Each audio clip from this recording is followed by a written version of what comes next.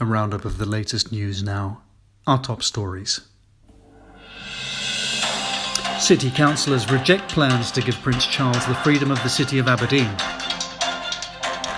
The Prime Minister and his partner Carrie Symonds announced the birth of their first child.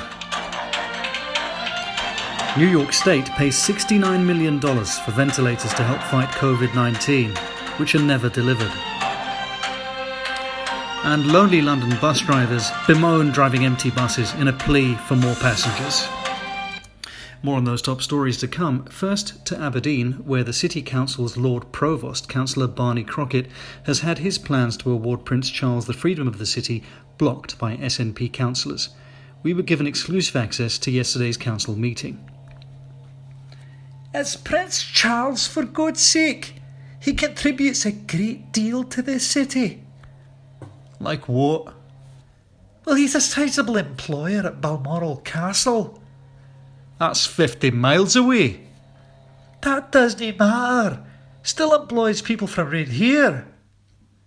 Yeah, but his brother's a pedo.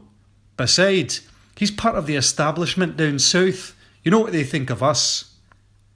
Now wait a minute. We gave it to the Queen Mother, for Christ's sake. Well, that's more than enough.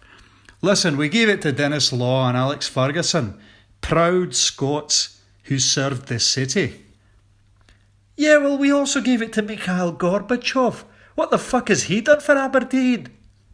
No means no.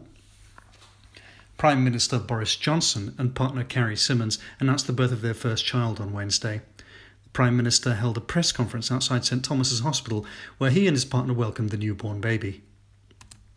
Have you thought of a name yet? A name?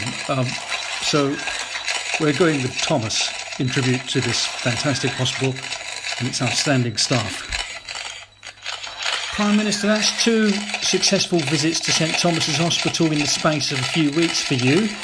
Is that not reason enough to give frontline NHS staff proper PPE to deal with COVID-19?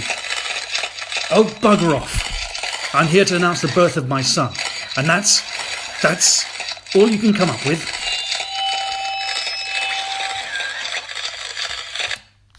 The state of New York has invested $69 million in ventilators to help the fight against COVID-19, only for the ventilators to never arrive. Based on a tweet by Silicon Valley electrical engineer Yaron Oren-Pines, who has no background or experience in supplying medical equipment, the White House COVID-19 task force recommended Mr. Oren-Pines' company as a supplier of ventilators. The state of New York has since terminated its contract with the supplier. I spoke to New York Governor Andrew Cuomo earlier to find out more. Mr. Cuomo, this is like something out of a manual on how to misuse public funds. What happened exactly? Listen, Bob, there's some crooked sons of bitches out there. We acted based on recommendations. I got my assistants Paulie and Frankie here, and when we get our hands on that Yaron, whatever his name is, we're going to make sure he never sees daylight again. Ain't that right, boys? Yeah, boss. That's right, boss. What level of due diligence did you carry out on the supplier before contracting with them? Hey, Bob,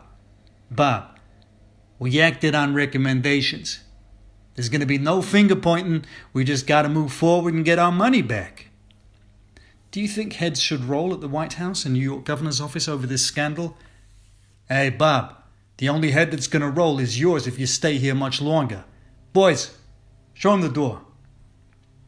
With the UK remaining under lockdown, London bus drivers have raised concerns about the isolating social impact of driving often empty buses. I spoke to Alan Davis, a spokesman for the Unite Union and a bus driver himself. Alan, what's the issue exactly? Hello, Bob. Well, we've got a load of lonely bus drivers out there, lots of empty routes, a few key workers, but overall very low passenger traffic. This is having a mental health impact, so we're appealing to Sadiq Khan to address the issue. And what would addressing the issue involve for you? Well, you could have chaperones joining bus drivers so they're not all alone. You could set up a You Are Not Alone bus driver telephone service. Lots of ways to deal with it. Now, I understand that you're also an amateur singer and are going to sing us a song to highlight the plight of bus drivers. Is that right? That's right, Bob.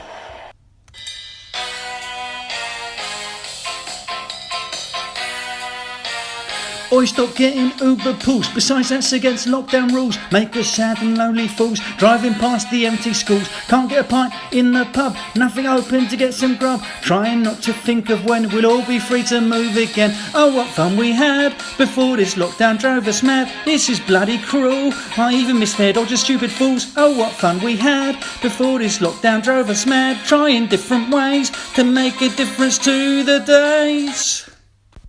A roundup of